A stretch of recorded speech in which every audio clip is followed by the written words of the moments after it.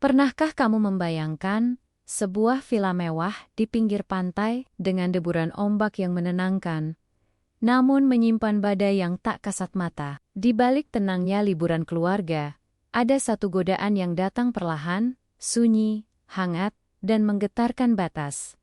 Seorang ayah mertua, seorang menantu perempuan, dan sebuah malam yang seharusnya hanya menjadi malam biasa, berubah menjadi titik awal dari segala dosa. Penasaran bagaimana batas itu mulai dilanggar? Apa yang membuat keduanya terlena dalam ruang waktu yang sepi dan menggoda?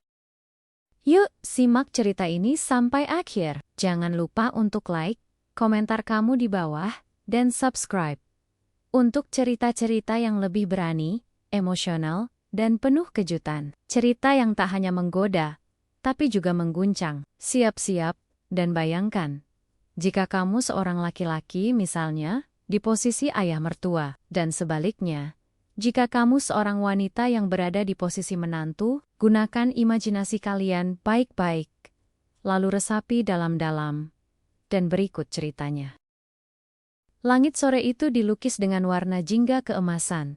Seolah matahari tahu bahwa liburan keluarga ini adalah momen yang ingin dikenang lama. Villa pinggir pantai yang mereka tempati berdiri megah di atas tebing landai, langsung menghadap laut lepas yang membentang luas. Angin laut berembus lembut, menggerakkan daun-daun kelapa yang berbaris rapi di sepanjang jalur menuju villa. Dari balkon atas, suara deburan ombak terdengar seperti irama latar yang menenangkan, memberi kesan eksklusif dan damai. Keluarga besar mulai berdatangan satu persatu, membawa koper, gelak tawa, dan semangat untuk melepas penat dari hiruk-pikuk kota.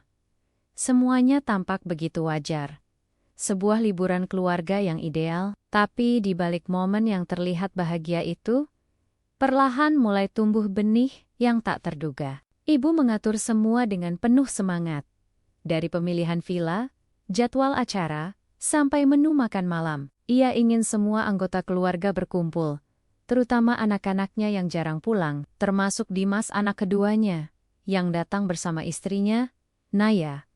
Mereka baru 1 tahun menikah. Naya perempuan yang cantik dan cerdas, dengan kulit cerah dan senyum menawan, menjadi pusat perhatian sejak pertama tiba. Tapi tak ada yang menyadari, satu pasang mata memperhatikannya lebih dari yang lain. Pak Hardi, ayah mertua, sekaligus kepala keluarga. Pria itu masih tampak gagah, di usia hampir 50-an, dengan rambut mulai memutih di sisi pelipis, tapi aura wibawanya justru makin kuat. Ia berdiri diam di beranda, menatap lautan, tapi ekor matanya tak bisa membohongi ketertarikan yang tumbuh diam-diam. Naya mengenakan dress putih sederhana yang berkibar di tiup angin. Ia terlihat tampak ringan, santai, dan alami, tidak berlebihan. Tapi mungkin justru itu yang membuatnya begitu mencolok di mata Pak Hardi. Gerak-geriknya begitu lembut, matanya jernih, dan suaranya seperti angin sore yang mengalun tanpa paksaan.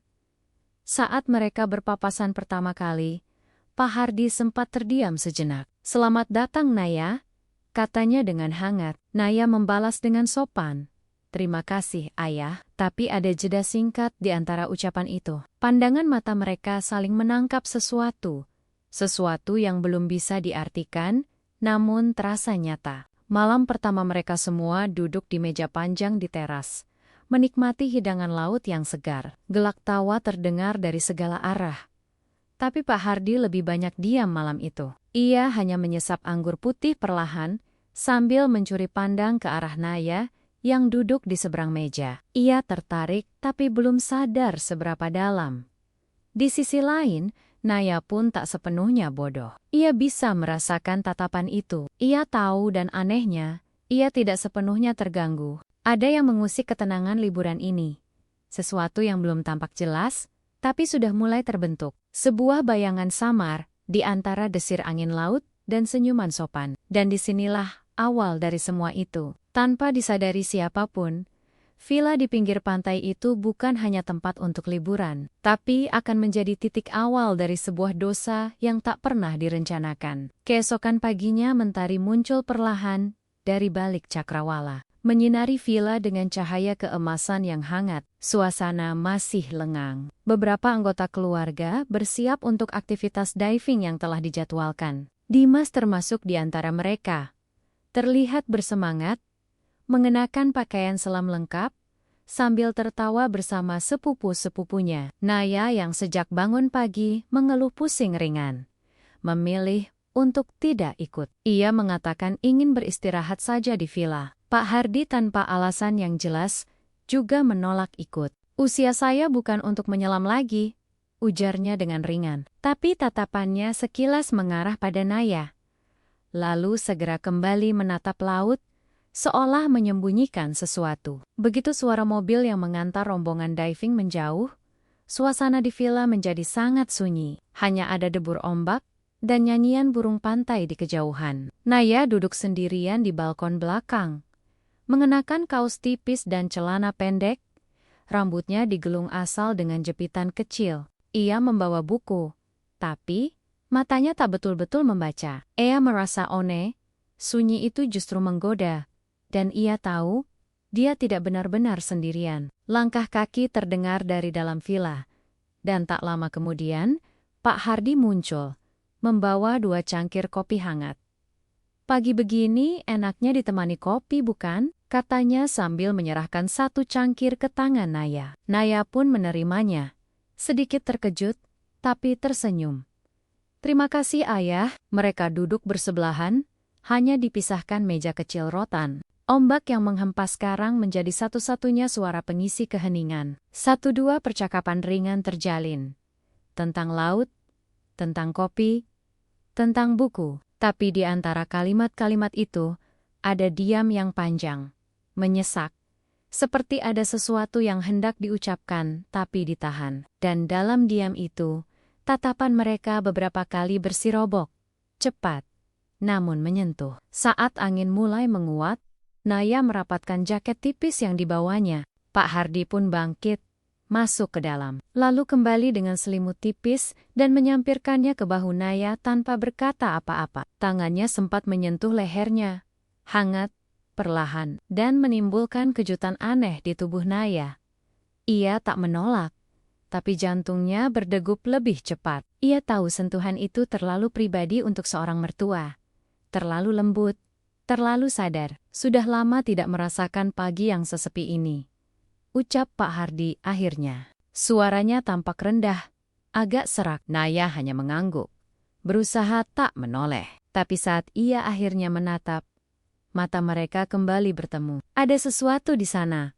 Ketertarikan yang mereka berdua coba tolak, tapi tak mampu sepenuhnya mengingkarinya. Naya mengalihkan pandangan, menatap lautan. Kadang, terlalu sepi justru bisa membuat pikiran melayang kemana-mana, katanya dengan pelan. Kalimat itu seperti pengakuan samar, dan Pak Hardi tahu betul apa maksudnya. Ia menatap perempuan itu lebih lama dari yang seharusnya. Villa itu dengan segala keheningannya, mulai menjadi tempat yang berbahaya. Bukan karena sesuatu dari luar, tapi karena api kecil yang mulai menyala dari dalam.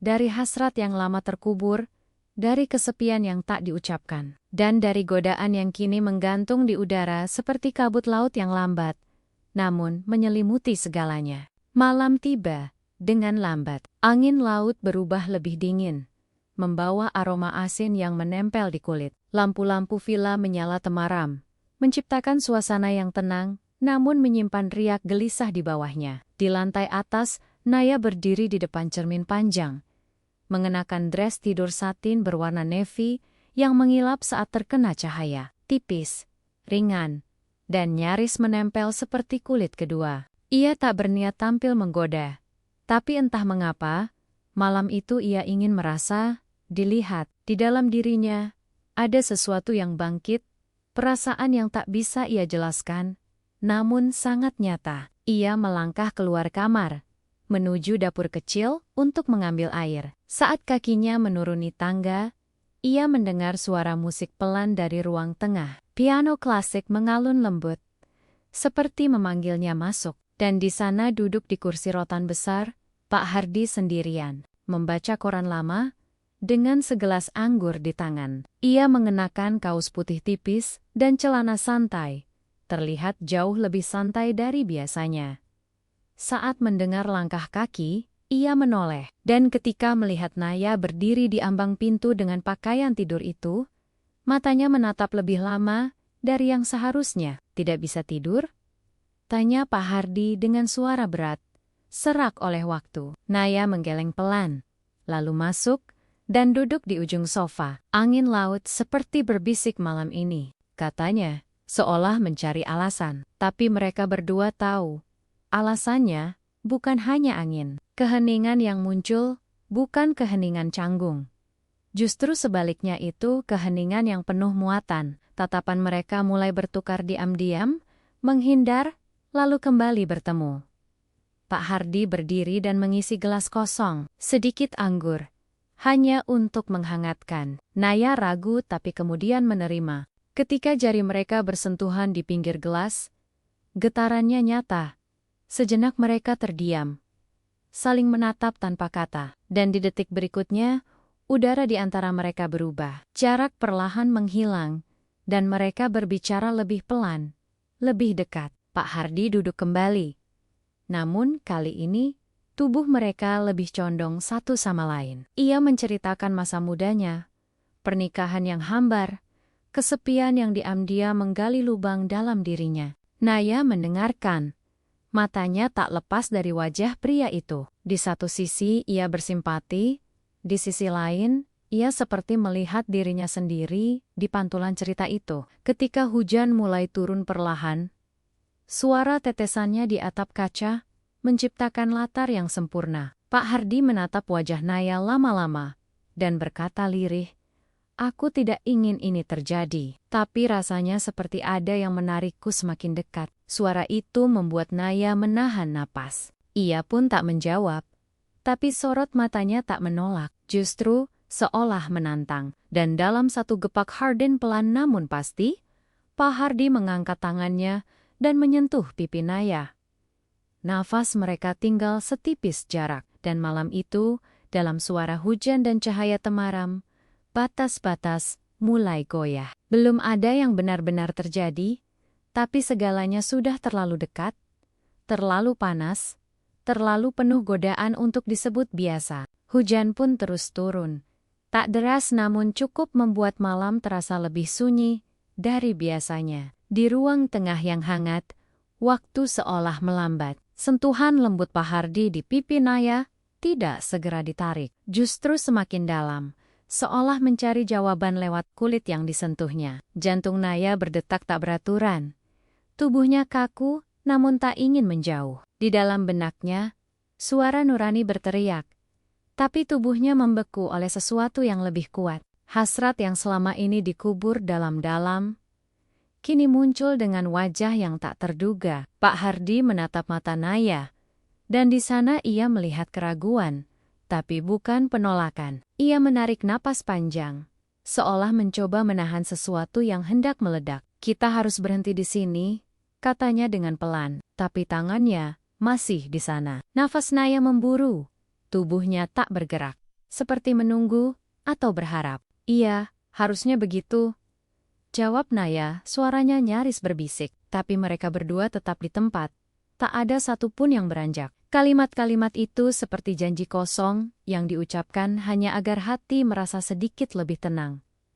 Suasana makin menegang. Mereka berdua duduk begitu dekat, hampir bersandar satu sama lain. Mata mereka sesekali bertemu, lalu menghindar, lalu kembali bertemu. Tubuh mereka seperti magnet yang saling tarik-menarik, tapi akal sehat masih mencoba bertahan. Pak Hardi berdiri perlahan, membalikkan badan, seperti ingin menjauh. Tapi langkahnya hanya beberapa meter sebelum ia berhenti, berdiri menatap jendela besar yang penuh titik-titik air. Naya pun ikut berdiri, tangannya meremas bagian bawah gaun tidurnya. Hatinya penuh pergolakan. Perasaan bersalah menghantam dadanya, tapi rasa ingin tahu, rasa hangat yang tadi muncul dari sentuhan itu, membuatnya gamang. Ia melangkah mendekat ke arah Pak Hardi, tidak sadar bahwa jaraknya semakin sempit. "Ayah," panggilnya dengan lirih. Pak Hardi pun menoleh. Tatapan mereka bertemu dalam hening yang terlalu padat untuk diuraikan dengan kata. Pak Hardi mengangkat tangan dan menyentuh rambut Naya yang lembab oleh embun. "Kamu tidak tahu betapa sulitnya ini," katanya nyaris tak terdengar. "Saya tahu," jawab Naya dengan pelan. "Tapi kenapa terasa begitu mudah lupa segalanya kalau sedang seperti ini?" Kalimat itu menggantung. Terlalu jujur, terlalu dalam. Dan saat itulah tubuh mereka hampir bersentuhan. Hanya dibatasi napas dan kesadaran yang kian menipis. Pak Hardi menunduk sedikit. Wajahnya hanya sejengkal dari leher Naya. Nafasnya terasa di kulit. Tangannya turun perlahan ke bahu, lalu berhenti di sana, menggenggam seolah minta izin, atau sekadar menguji batas. Tapi sebelum bibir mereka benar-benar bersatu, sebelum tubuh menyerah pada kelemahan, terdengar suara kecil dari lantai atas. Seperti benda jatuh. Mereka terkejut. Naya mundur seketika. Dadanya naik turun. Pak Hardi menatap ke atas, lalu kembali ke arah Naya. Mereka berdua terdiam. Dada mereka masih bergetar. Momen itu hampir nyaris, tetapi tidak menjadi titik genting yang memisahkan dosa dari keputusan. Suara dari lantai atas ternyata hanya angin yang menjatuhkan bingkai foto kecil di lorong kamar. Tapi momen itu cukup membuat Naya dan Pak Hardi kembali sadar. Sejenak, mereka pun saling menatap, napas masih tersengal, tubuh masih dipenuhi gejolak yang belum mereda. Tapi sesuatu sudah berubah. Bukan lagi sekadar ketertarikan yang ditekan, melainkan hasrat yang telah terbuka dan tak bisa lagi dikurung. Dan mereka tahu sekali, batas itu dilangkahi. Tak akan ada jalan kembali yang utuh. Naya berjalan cepat menuju tangga, tapi langkahnya berhenti di anak tangga pertama. Pak Hardi masih berdiri di tempat, menatap punggungnya dengan pandangan yang penuh pergolakan. "Kalau kamu pergi sekarang, kita bisa lupakan semua ini," ucapnya dengan pelan, tapi suaranya bergetar. Naya menoleh perlahan. Ada air mata di matanya. Tapi juga ada keberanian yang entah dari mana datangnya. Ia pun turun kembali, satu persatu anak tangga, sampai kembali berdiri di hadapan Pak Hardi. "Tapi kalau aku tetap di sini," katanya berbisik namun tegas, "maka aku harus siap menanggung semuanya."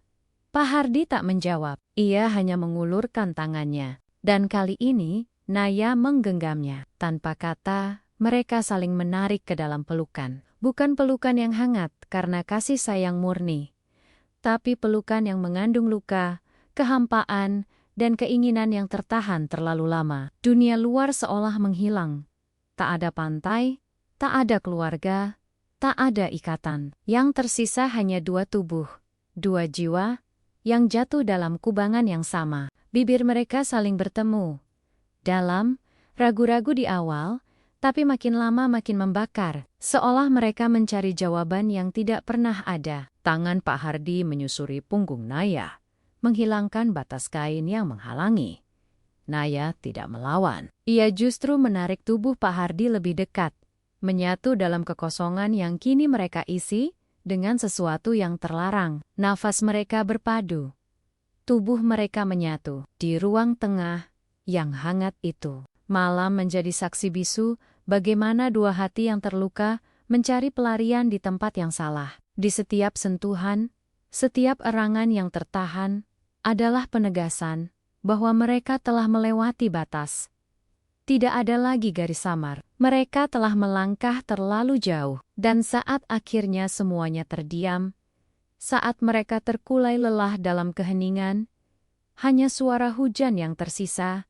Rasa bersalah mulai merayap pelan, menyusupi setiap celah yang semula dipenuhi gairah. Naya menangis dalam diam. Pak Hardi hanya menatap langit-langit dengan mata kosong. Yang terjadi di antara mereka bukan kemenangan, bukan kebahagiaan, tapi kehancuran yang pelan-pelan akan mereka rasakan. Meski saat ini masih tersembunyi di balik pelukan yang belum sepenuhnya dilepas.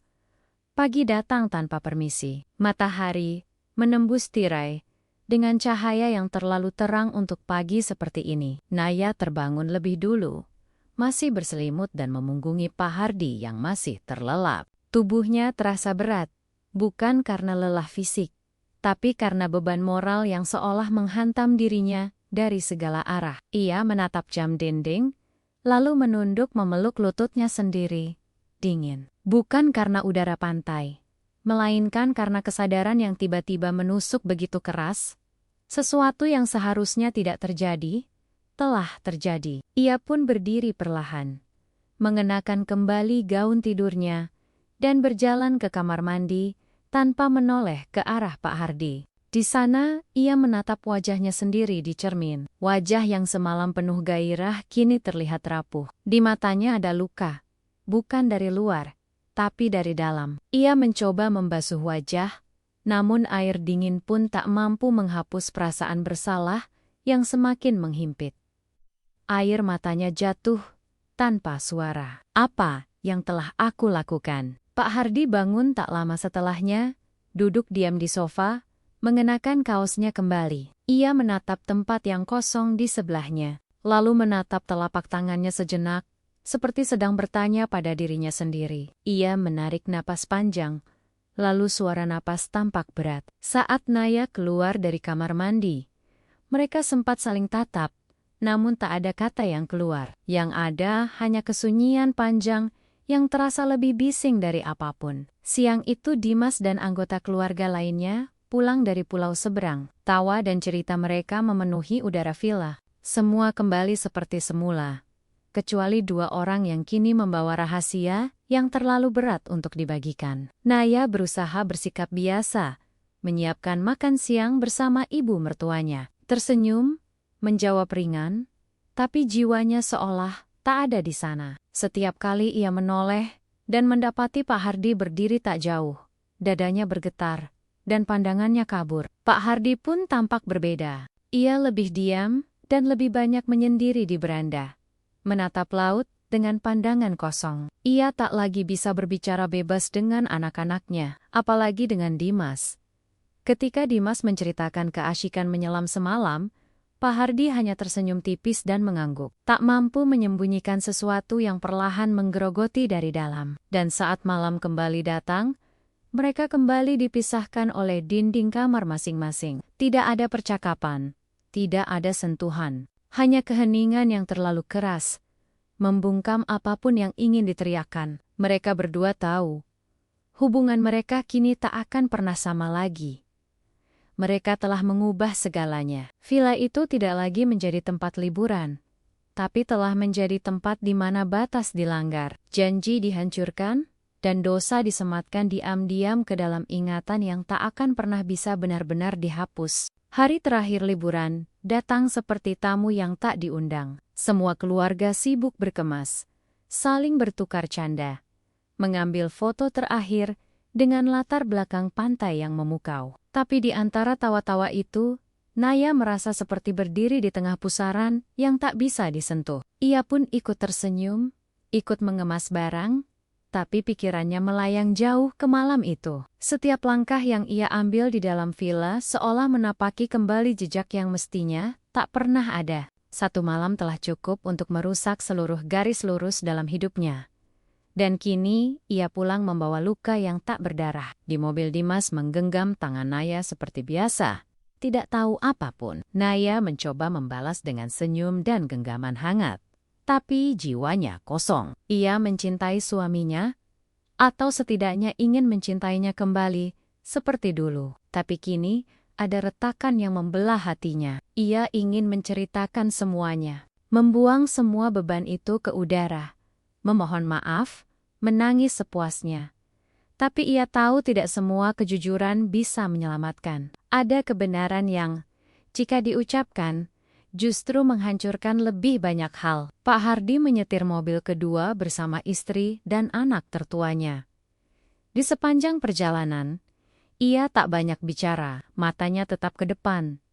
Tetapi pikirannya jauh tersesat. Tangannya menggenggam setir erat-erat, seperti menahan diri agar tidak meledak. Ia tahu apa yang terjadi tak bisa diulang, tak bisa dihapus, tapi ia masih punya pilihan, menjaga agar hal itu tetap terkubur, atau menyeret semuanya ke dalam kehancuran yang lebih luas. Di sisi lain, rasa bersalahnya pada Dimas, pada istri Nia, pada keluarganya, menyayat tiap helaan napas.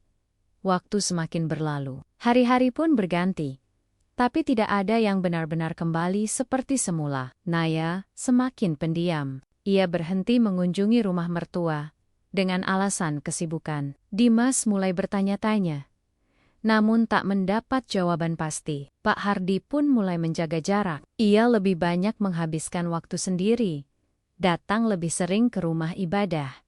Kadang diam berlama-lama di kursi taman kompleks rumah. Ia mencoba memaafkan dirinya sendiri, meski ia tahu mungkin itu butuh seumur hidup. Villa pinggir pantai itu kini hanya kenangan, tapi menjadi simbol dari segala yang tak pernah diucapkan. Sebuah tempat yang seharusnya menjadi lokasi kebersamaan, berubah menjadi titik awal dosa yang mereka sembunyikan dalam-dalam. Rahasia itu tetap ada, berdiri diam, seperti bayangan yang mengikuti langkah mereka.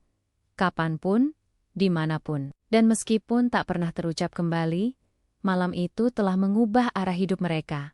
Selamanya, mereka tak lagi saling tatap, tak lagi bicara, tapi di hati masing-masing ada ruang sunyi yang hanya mereka berdua tahu keberadaannya. Bukan untuk dikenang, apalagi dibanggakan, melainkan untuk dijadikan pengingat bahwa sekali saja manusia lengah dan melangkah melewati batas, maka tak akan ada jalan pulang yang benar-benar sama. Dan kadang dosa tak perlu disebarkan untuk bisa menyiksa. Ia hidup diam-diam dalam ingatan. Di luar ombak terus berdebur seperti biasa. Tapi dalam hati mereka, badai tak pernah reda. Mereka pulang membawa rahasia yang tak bisa diucapkan. Bukan hanya tentang tubuh yang pernah menyatu, tapi tentang luka, tentang godaan, dan tentang pilihan yang tak bisa dibatalkan. Villa itu mungkin tinggal kenangan, tapi bagi mereka, itu adalah batas yang sudah dilewati, dan dosa yang tak pernah benar-benar tidur.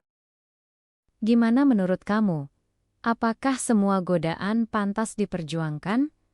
Atau justru dijauhi sejak awal? Tulis pendapatmu di kolom komentar ya. Jangan lupa di like, subscribe tentunya, dan aktifkan loncengnya biar nggak ketinggalan cerita-cerita selanjutnya yang lebih panas, lebih emosional, dan lebih mengejutkan dari yang kamu bayangkan. Sampai jumpa di cerita selanjutnya.